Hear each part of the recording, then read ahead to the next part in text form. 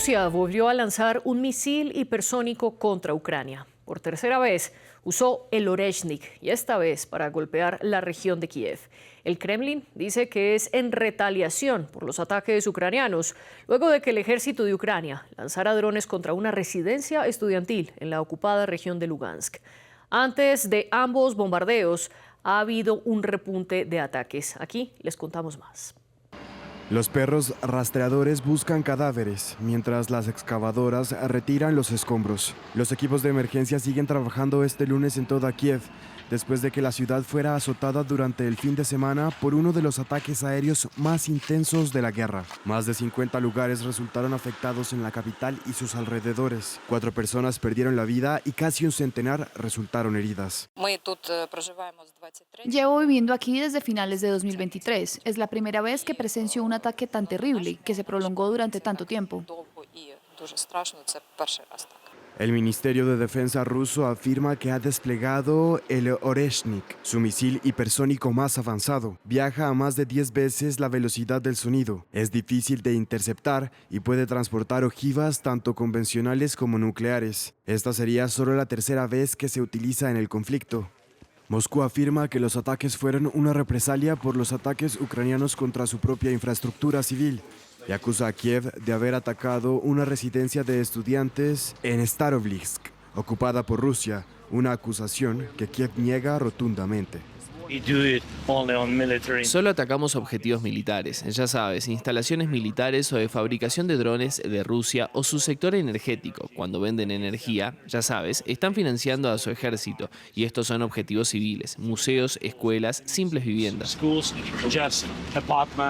Este lunes las autoridades rusas anunciaron la muerte de al menos 6 personas, entre ellas 2 niños, en ataques ucranianos. Y con miles de drones y misiles cruzando por los aires, ¿se aleja aún más cualquier posibilidad de paz? Es lo que discutimos y analizamos en el debate de France 24. Yo soy María Clara Calle y le doy la bienvenida a nuestros 2 invitados de hoy.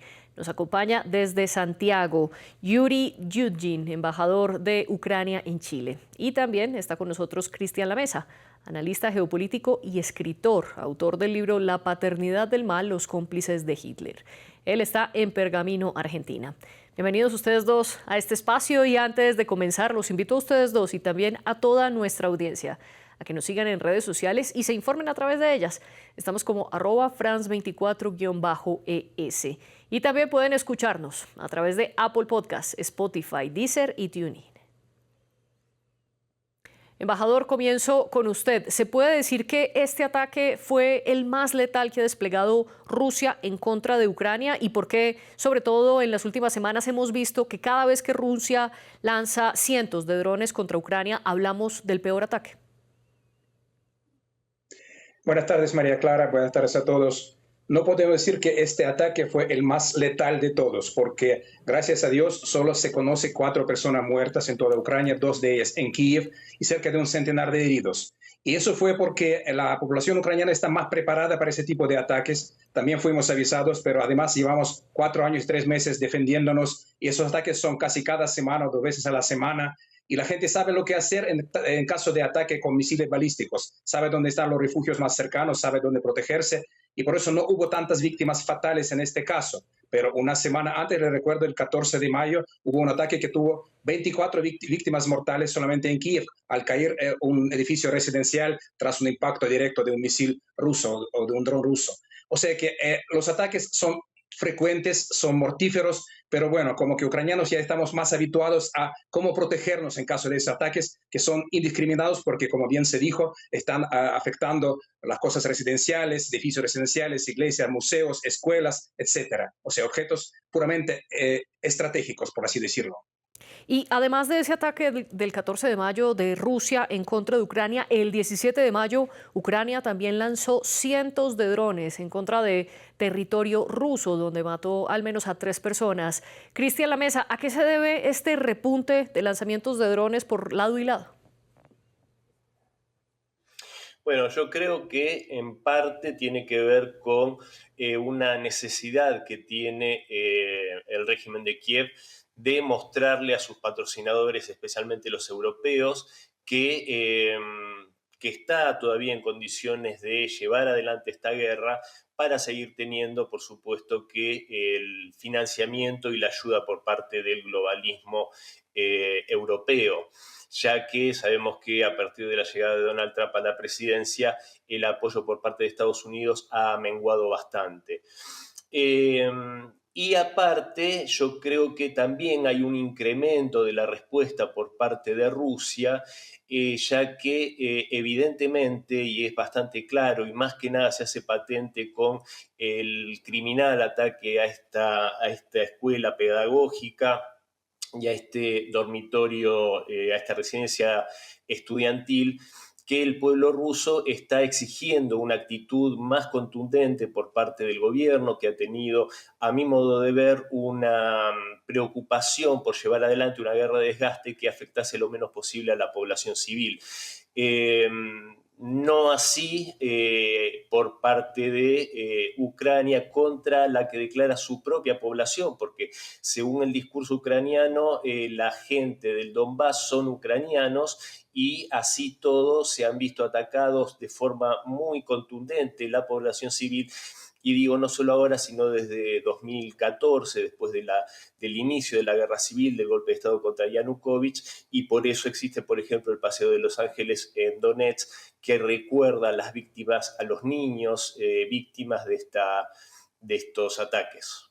Y quiero preguntarle al embajador por este punto que está poniendo sobre la mesa nuestro invitado Cristian, y es que ¿por qué Ucrania está atacando Lugansk, que es precisamente una región que pertenecía a Ucrania y que Rusia se anexó en medio de esta guerra? Las regiones de Donetsk y de Lugansk son territorios de Ucrania temporalmente ocupados por Rusia. Desde el año 2014, como bien se dijo, están bajo la ocupación rusa. Y lo que atacamos en esas regiones son principalmente cuarteles generales del ejército, son principalmente objetivos militares en su mayoría. Cuanto al último ataque, que se habla de una escuela pedagógica, sabemos que en este lugar también se encontraba una unidad militar rusa, Rubicon se llamaba, que se llama como Centro de Tecnologías Avanzadas de Drones, cuyos agentes lanzan regularmente ataques de drones contra la población y la infraestructura civil en el territorio de Ucrania. O sea, Ucrania no ataca a la población civil en sus territorios temporalmente ocupados, sino que dirige sus ataques contra infraestructura militar en los territorios ocupados por Rusia. Pero Rusia sostiene, embajador, que varios de los 21 muertos eran jóvenes estudiantes. ¿Qué responden ante esto? Pero no hay pruebas, no hay fotografías, digamos, de estos jóvenes. Sabemos, solo vimos algunas imágenes de algunos hombres que fueron al rescate y no hay cantidad de familiares ahí como pudiéramos suponer que llegarían al lugar para buscar a sus entes queridos. Si hay 21 muertos, como dicen ellos, habría centenares de heridos y los hospitales estaban embaratados en toda la región de Lugansk. Eso no lo vemos. O sea, es un hecho de la propaganda rusa que no está confirmado por analistas internacionales ni por ningún medio fidedigno en el lugar. En cambio, en Ucrania sí hemos visto los resultados de este ataque mortífero de Rusia que todo el mundo está pudiendo comprobar.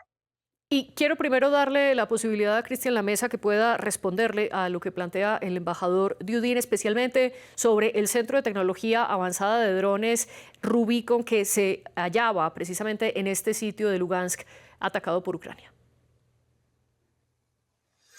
A ver, para empezar, las víctimas han sido identificadas, esa información está disponible, la ha dado el Ministerio de Relaciones Exteriores de Rusia. La misma María Zaharova ha invitado a periodistas, a todos los corresponsales extranjeros acreditados en Rusia, en Moscú, a visitar in situ el lugar. Esto generó una actitud realmente vergonzosa, por ejemplo, por parte de la BBC y de CNN, que dijeron que estaban de vacaciones y que no iban a ir. El gobierno japonés le prohibió a cualquier cronista nipón ir a relevar esto. Yo creo que si fuese propaganda, se estuviese ocultando algo, no sería esta la actitud.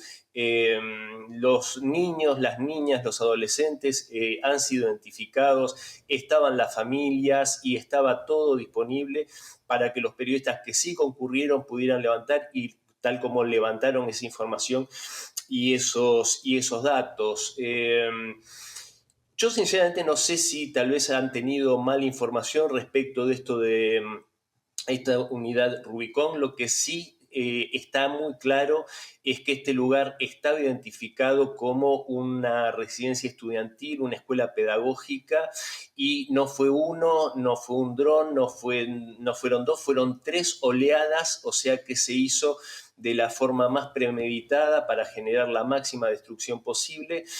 Y yo creo que difícilmente la población de estos lugares pueda tener la más mínima voluntad de volver a estar bajo la soberanía de Ucrania, oportunidad que desgraciadamente Kiev perdió rechazando y despreciando los acuerdos de Minsk que garantizaban que estas regiones quedasen bajo soberanía ucraniana, y tan solo se le tenía que dotar de una situación, de un, ¿cómo decirlo? Una autonomía como hay en varias regiones de España, perdón, y que no significa el menoscabo de la soberanía española. Sí. Pero bueno, cuando yo creo que, y con esto cierro, Clara, y yo creo que Rusia y Ucrania son dos países, dos pueblos hermanos, desgraciadamente enfrascados en esta guerra, pero desgraciadamente cuando un hermano empieza a matar a los hijos del otro, ya ahí se pone la cosa bastante más compleja, y es la situación que dolorosamente creo que estamos viendo.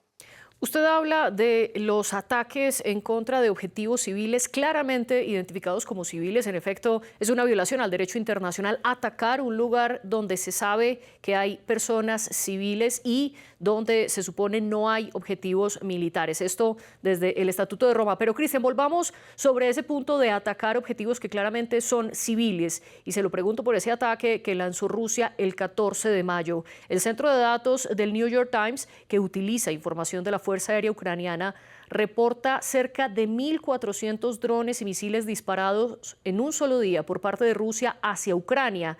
Y uno de los lugares más afectados fue precisamente un edificio de civiles en la región de Kiev. Ese ataque mató a 24 personas. ¿Qué responde usted? Sí, a ver, hasta ahora, mira, hay números que son bastante reveladores, y uno de ellos es el que brinda oficialmente las Naciones Unidas respecto de víctimas civiles desde 2022, desde el inicio de esta guerra hasta un poco de algún tiempo atrás, no está actualizado al día de hoy, pero habla de algo así como de 15.000 víctimas civiles, que todas las víctimas civiles es una tragedia inconmensurable. Pero si lo comparamos con otras confrontaciones bélicas en la actualidad, ni que hablar Gaza, por ejemplo, ese número vemos que es infinitamente bajo. Yo creo que Rusia centra gran parte de su precisión en los ataques a hacerse con objetivos militares estratégicos, no hacia objetivos civiles. Rusia tiene la capacidad como para haber reducido a Kiev a escombros, no lo ha hecho. Y en este sentido, el edificio que mencionás, Clara, a mi modo de ver, y no solo al mío, sino al de expertos que saben bastante más que yo sobre temas bélicos y militares, la explosión en ese edificio, primero habían dicho en un momento que había sido un dron. Ningún dron tiene la capacidad para generar semejante destrucción, que se desmorone todo un bloque de apartamentos. Después dijeron un misil porque evidentemente no cuadraba con un dron. Lo cierto es que esa demolición prácticamente hasta la planta baja es bastante sospechosa y no es del todo coherente con ni siquiera un dron por supuesto que no, pero un misil de alto poder que hubiese hecho muchísimo más daño. O sea que eso es bastante extraño, y no quiero aventurar teorías de falsa bandera, etcétera, pero bueno, dicen que en una guerra lo primero que muere es la verdad. Señor Diudin, ¿usted quiere hacerle una réplica al señor Lavesa? Adelante. Por supuesto, llevamos 4 años y 3 meses defendiéndonos, sufriendo los ataques. Somos un país que fue atacado, un país que fue agredido, que nunca agredimos a nadie, y con tanta fuerza y con tanta crueldad nos destruyen todos los días, todas las semanas nos llegan misiles y drones. Ese misil que mató 24 personas en un solo edificio fue trágico, pero también eso pasa en otras ciudades y en otras ocasiones, muchas veces, como podemos ver. O sea, ningún país tiene el derecho de atacar, y no se puede comparar un país atacado y un país agresor, un país que en este caso es Rusia, que está agrediendo a Ucrania con toda su fuerza y que quería, recordémoslo, que quería conquistar Ucrania en dos semanas. Ya llevamos más de 4 años resistiendo y no han podido conquistar ni la menor parte de lo que pretendían. Mire, el año pasado Rusia solo logró conquistar 1% del territorio ucraniano a cuesta de centenas de miles de vidas de sus soldados. Este año Ucrania ha podido recuperar casi 500 kilómetros cuadrados del territorio en el Donbass y es el primer año que estamos recuperando nuestro territorio. O sea que la guerra que Rusia quería ganar en muy poco tiempo, llegar 3 días en Kiev, en 2 semanas terminar ocupando todo el país, está en su 5.º año y está muy lejos de terminar porque Rusia no la está ganando. Y quiero preguntarle sobre todo a qué se debe quizás este cambio de narrativa, porque justo antes de estos ataques que hemos mencionado, el 14 de mayo, el 17 de mayo y los más recientes, que más adelante vamos a profundizar en ellos con este misil hipersónico, justo antes de eso hubo una tregua. Por un lado, una tregua unilateral de parte de Ucrania, luego una tregua unilateral por parte de Rusia en medio del Día de la Victoria, con el que los rusos conmemoran su victoria en contra de los nazis en la Segunda Guerra Mundial, una celebración que ellos tienen el 9 de mayo. Y luego, también en ese contexto, el presidente Donald Trump de Estados Unidos impulsó un cese al fuego bilateral durante 3 días. Aunque en ese cese al fuego hubo ataques reportados tanto en Ucrania como en Rusia, en medio de ello el mandatario ruso Vladimir Putin, cuando le preguntaron en una rueda de prensa qué se esperaba de la guerra, él dijo, y cito sus palabras textuales, creo que este asunto está llegando a su fin. Y justo después de esto vemos el repunte de lanzamientos de cientos y miles de drones de lado y lado, incluso lanzamientos en una cantidad que no se había visto antes. Embajador, ¿cómo explicar este cambio de narrativas de pasar de una tregua, así fuera temporal, a un repunte de los ataques? ¿A qué se debe esto?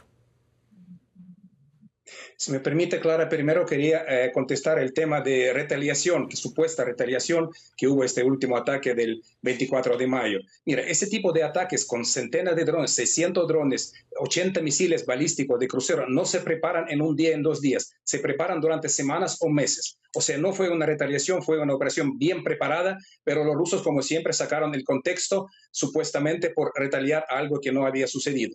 Segundo, el cambio de narrativa. Podemos decir que realmente Ucrania ha aceptado muchas propuestas de paz. Durante el año pasado y este año, lo que propuso el presidente Trump, muchas veces la tregua, por ejemplo, de no disparar contra objetivos energéticos, la tregua de no disparar contra puertos, etcétera, siempre lo aceptábamos. Lo que pasa es que la parte rusa lo estaba violando en todo caso. Y cuando nos ofrecieron una tregua de 3 días, el presidente Zelensky dijo que ¿por qué 3 días? Podemos hacer una tregua de 1 semana, 2 semanas, etcétera. Realmente no disparamos contra Moscú el día 9 de mayo, según nos pidió el presidente norteamericano, y realmente hubo esa tregua. Después hubo tregua de 3 días y queríamos prorrogarla más, pero vimos el ataque ruso y bueno, eso cambió todo. O sea, de nuestro lado existe la buena voluntad por hacer la tregua, un alto el fuego, un cese del fuego, lo que sea, porque el pueblo ucraniano es el que está sufriendo más el precio de esta guerra. Por eso podríamos aceptar cualquier tipo de tregua para negociar futuramente las condiciones de una paz segura, una paz justa para Ucrania. Pero la otra parte no la está aceptando y estamos en esa situación. Usted dice un punto que es muy importante para entender lo que está pasando en la guerra en este momento, y es que en efecto las tropas rusas no han avanzado en la región del Donbass, especialmente en Donetsk, que es una de las zonas más disputadas y donde los ucranianos han logrado recuperar parte del terreno. Le pregunto, señor Lamesa, el uso de este misil hipersónico Oreshnik por tercera vez, la primera fue en noviembre del 2024 en contra de la ciudad de Dnipro y la segunda vez fue en enero de 2026 en contra de la región Lviv. Sin embargo, a diferencia de esas dos ocasiones, esta vez el daño fue mucho mayor, tanto en infraestructura destrozada como en heridos y en muertos. Esta vez los rusos están utilizando este misil hipersónico precisamente porque en terreno no están avanzando a la suficiente velocidad. No, yo sinceramente creo que hasta este momento se viene llevando una guerra de desgaste, que es lo que a mi modo de ver el presidente Putin en los primeros 2 meses de la operación militar especial había una esperanza de que esto se resolviese fácil con un cambio de régimen, cosa que no ocurrió evidentemente. Entonces, a partir de ese momento sí se operó con una guerra de desgaste que ha sido bastante exitosa porque el desgaste visto en la economía y en el parque incluso armamentístico de Europa ha sido bastante notorio, está mermado de una forma bastante importante. Y yo creo que el uso del misil Oreshnik tiene que ver con un mensaje incluso a ese globalismo europeo más que a la misma Ucrania, porque es mostrarle que en la medida que sigan incrementando esta guerra proxy contra Rusia a través de Ucrania, ellos están al alcance de todo el armamento que tiene Rusia y no de la forma medida como, a mi entender, está haciendo hoy con Ucrania.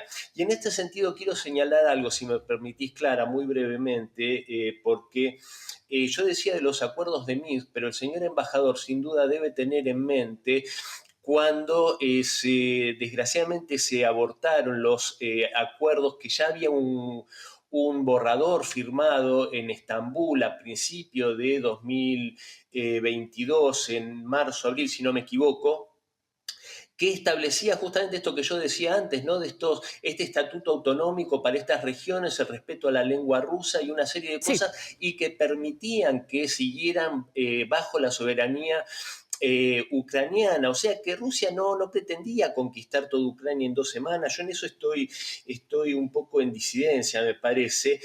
Y lo desgraciado, y con esto cierro, se mencionaba también que no se había atacado a nadie. Hay que recordar que el 2 de mayo de 2014 se quemaron vivas a más de 50 personas en la ciudad de Odessa, en la casa de los sindicatos, por tan solo oponerse a un golpe de Estado. Así que sencillamente eso, Clara.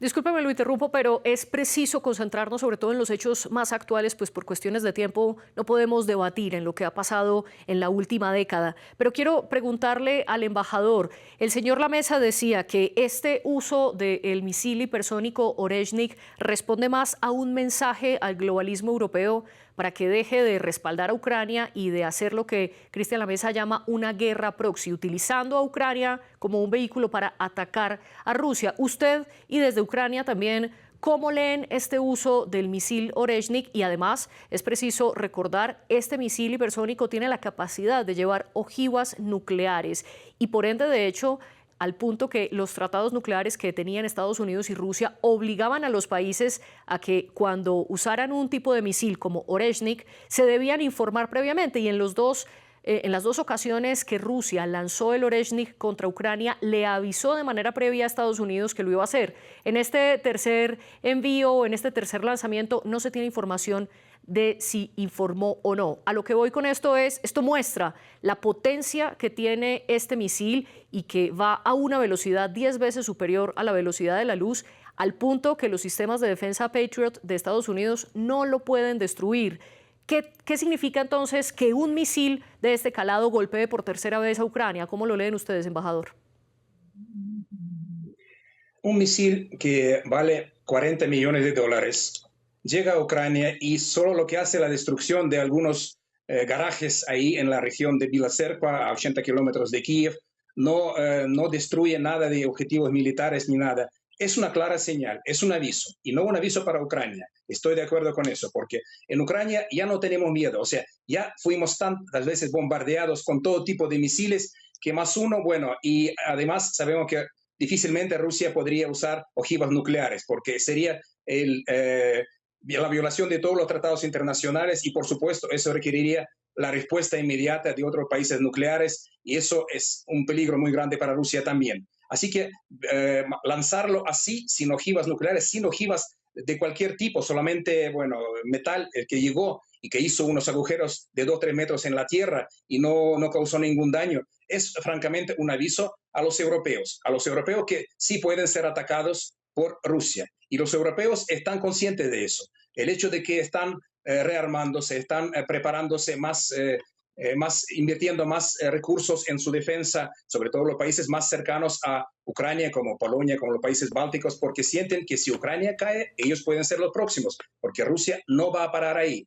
Así que es un aviso, es una advertencia y es una tentativa de amedrentar, aterrorizar a esos países que son aliados de Ucrania. Y aquí quería decir que estoy en desacuerdo con el tema de que Ucrania es un títere de las potencias occidentales que nos están utilizando como proxy. No, Ucrania es un país soberano que tiene su gobierno, su presidente, y estamos defendiéndonos como país soberano. Sí, con apoyo y ayuda de los socios europeos, norteamericanos, que nos apoyan en esta guerra porque saben perfectamente la amenaza que representa a Rusia para toda la seguridad europea y mundial.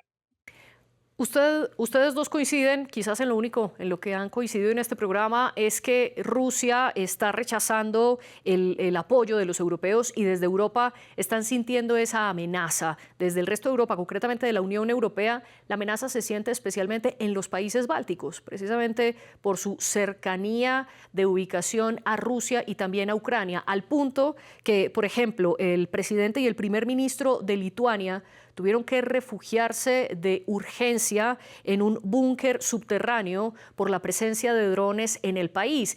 Y una semana antes de esto, la primera ministra de Letonia renunció luego de perder las mayorías tras pedirle la renuncia a su ministro de Defensa, precisamente porque el 7 de mayo incursionaron 2 drones ucranianos en Lituania.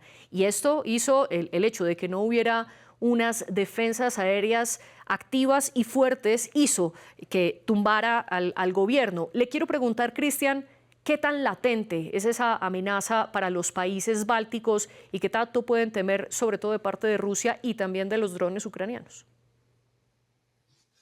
Yo creo que ningún país debe ni tiene nada que temer respecto de Rusia en tanto y en cuanto no empiecen a dedicarse a matar rusos. Yo creo que esa es la línea roja, creo que esa línea roja incluso apareció antes, bastante antes de esta situación, apareció en Georgia en 2008, no me quiero ir a la historia clara, quiero respetar tu premisa, pero en tanto los países bálticos tienen un problema que hay, en algunos de ellos se niega la ciudadanía como ciudadanos de segunda o de tercera a la población rusoparlante y yo creo que esas son situaciones peligrosas y delicadas. Yo creo que esas provocaciones no tienen sentido. Yo considero que Rusia no es un peligro para Europa, no hay nada en Europa que le pueda interesar a Rusia más allá de que es un bonito museo a cielo abierto, pero no tiene ninguna riqueza, no tiene nada. Rusia tiene la mayor extensión territorial del mundo, tiene poca población en relación a eso. O sea que, sinceramente, yo creo que todo es parte de una propaganda que tiene que ver con atemorizar a las poblaciones, llenarlas de pánico, y a poblaciones en pánico se les puede hacer cualquier cosa como quitarles el estado de bienestar, quitarles las pensiones, quitarles lo que ya está prometiendo Merz, el canciller alemán, diciéndoles que se tienen que olvidar del estado de bienestar. Bueno, inventar un cuco, inventar un ogro malvado siempre les resultó y paradójicamente siempre fue Rusia la agredida. Recién hablabas de la Gran Guerra Patria, seguramente el señor embajador tendrá por lo menos un abuelo que luchó sin duda heroicamente, hombro con sus hermanos de las otras repúblicas soviéticas para liberar al mundo del nazismo. Entonces creo que sería bueno replantearse ciertas cosas de la propaganda y del carácter histórico y todo esto que en definitiva busca solo enfrentar a los pueblos. Embajador, ¿usted coincide con este punto? ¿Los países bálticos no tienen por qué temerle a Rusia? ¿Y qué pasa especialmente con esos drones ucranianos? ¿Son los drones ucranianos la real amenaza como ya impactaron en Lituania? Los drones ucranianos no son amenaza para países bálticos, son amenaza cuando Rusia los trata de desviar de su camino porque van directamente contra objetivos militares en el territorio del norte de Rusia. A veces tienen que pasar al lado de la frontera de esos países y Rusia con sus aparatos electrónicos los desvía para esos países. O sea, Ucrania ya disculpó por este incidente y ya dijo que no se va a repetir porque Rusia realmente trata de hacerlo, mostrarlo como una amenaza ucraniana, pero no lo es. Realmente la amenaza para los países bálticos, para los países nórdicos, para los países europeos, viene de Rusia. Y un ejemplo de eso es que, por ejemplo, Suecia, que fue 300 años país neutral, no pertenecía a ningún bloque militar, después de la agresión rusa a Ucrania, ingresó a la OTAN, se hizo miembro de la OTAN, al igual que Finlandia, que tiene 4.000 kilómetros casi de frontera con Rusia, porque se siente la amenaza. Antes de la guerra, antes de la incursión rusa a Ucrania, esos países eran neutrales y no pertenecían a ningún bloque, pero ahora son parte de la OTAN. O sea que sienten que esta amenaza existe, que el peligro ruso existe para ellos. Por eso tratan de resguardarse bajo el paraguas de la OTAN, bajo el paraguas del artículo 5, que es de la defensa colectiva de todos, porque saben que es el mejor mecanismo para la seguridad colectiva en Europa en este momento. Y además a lo que usted añade, que Suecia se unió a la OTAN, también lo hizo Finlandia. Y le quiero preguntar, señor Lamesa, si Rusia no es una amenaza para los países bálticos y para los países que comparten frontera con Rusia, ¿por qué se dan acciones entonces? Uno, como la unión de Suecia y Finlandia a la OTAN, que también analizamos en profundidad en uno de los debates anteriores, pero especialmente ahora, ¿por qué los países bálticos están confirmando que le están comprando sistemas de defensa y búnkeres subterráneos a Ucrania y también le están solicitando dinero a la Comisión Europea para reforzar su defensa, al punto que la presidenta de la Comisión Europea, Ursula von der Leyen, viaja a Lituania para reunirse precisamente con esos líderes bálticos a discutir la seguridad? Si todo esto es una propaganda, como usted lo llama, ¿por qué los países están invirtiendo dinero en mejorar sus defensas? Bueno, en parte lo respondí hace un rato cuando hablaba del gran negocio que significa atemorizar a los pueblos para que se dejen sacar hasta la dentadura postiza.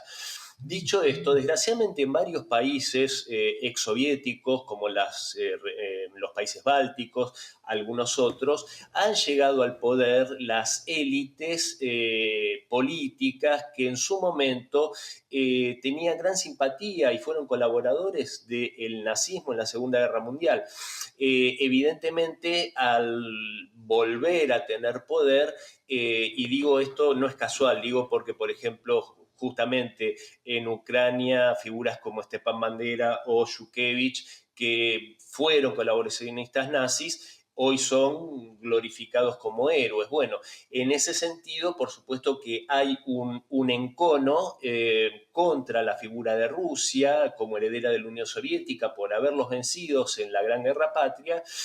Y yo creo que en el caso, muy brevemente, Finlandia, hoy los finlandeses pueden hablar su lengua materna, paradójicamente, gracias a Rusia, porque cuando Rusia libera a Finlandia del yugo sueco, durante el cual estaba prohibido el uso de la lengua finesa, y es Alejandro I, el emperador ruso, el que les devuelve la dignidad de poder hablar su lengua materna. Si en Ucrania se habla el ucraniano es porque durante la Unión Soviética era obligatorio el uso del idioma, la enseñanza del idioma ucraniano en las escuelas. Entonces, de vuelta, hay mucho mito, hay mucha mentira, algo de eso yo abordo en mi libro, La paternidad del mal.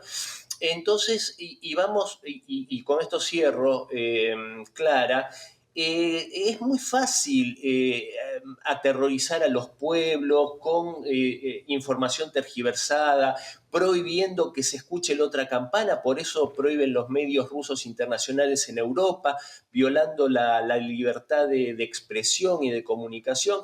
Entonces, sinceramente, yo creo que todo es parte de un mismo plan muy bien orquestado. Embajador, y para concluir quiero preguntarle sobre uno de los puntos que mencionó el señor Lamesa, y es el millonario negocio que hay detrás de todo esto. Y, por ejemplo, los ucranianos están vendiendo sus drones, sus conocimientos en defensa a Noruega, también estábamos viendo cómo están haciendo negocios con los países bálticos, incluso están discutiendo acuerdos con Estados Unidos. Solo con ese país los negocios estarían entre 10.000 millones y 30.000 millones de dólares. Los ucranianos son quienes están ganando dinero con esto, sobre todo con los desarrollos de drones.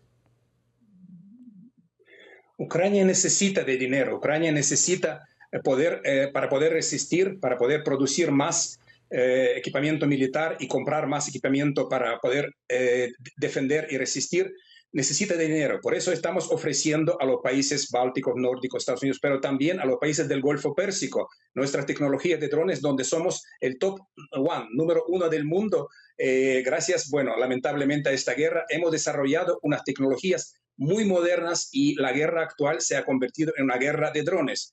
Así que lo principal, lo que se produce en Ucrania, la capacidad de producción de esos tipos de drones pero aéreos, pero también terrestres y marítimos, es mucho superior a lo que necesita el ejército. En primer lugar, van los drones a las Fuerzas Armadas de Ucrania para defender, pero lo que está sobrepasando esta cantidad lo podemos vender y lo estamos ofreciendo a los países que están interesados en ese tipo de tecnologías más modernas, más sofisticadas y más actualizadas de esta guerra.